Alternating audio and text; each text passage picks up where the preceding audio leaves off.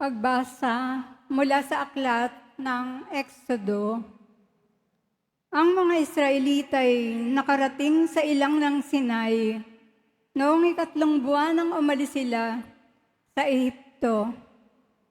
Mula sa Refidim, nagpatuloy sila sa ilang ng Sinai at nagkampo sa tapat ng bundok. Sinabi ng Panginoon kay Moises, "Magsasalita ako sa iyo mula sa makapal na ulap nang naririnig ng mga tao, upang sila'y maniwala sa iyo habang panahon." At sinabi ni Moises sa Panginoon ng pasya ng mga tao. Sinabi ng Panginoon kay Moises, "Sabihin mo sa mga tao na humanda sa pagsamba sa akin ngayon at bukas. Kailangang labhan nila ang kanilang mga kasuotan at humanda sa makalawa. Sapagkat ako, ang Panginoon ay bababa sa bundok ng Sinai para makita ng mga tao."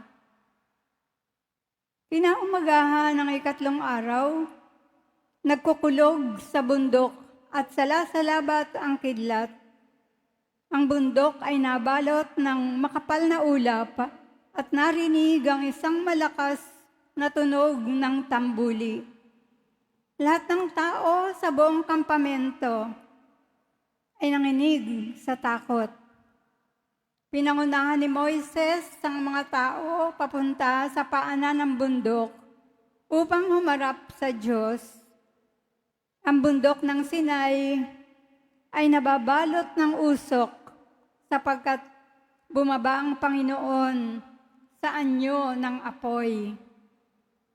Pumailan lang ang lisak tulad ng usok ng isang pugon, at ang mga tao'y pinagharian ng takot. Palakas ng palakas ang tunog ng tambuli. Nagsalita si Moises at sinagot siya ng Diyos sa pamamagitan ng kulog.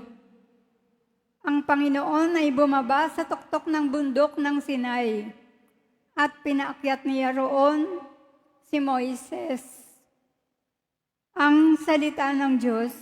Salamat sa Diyos.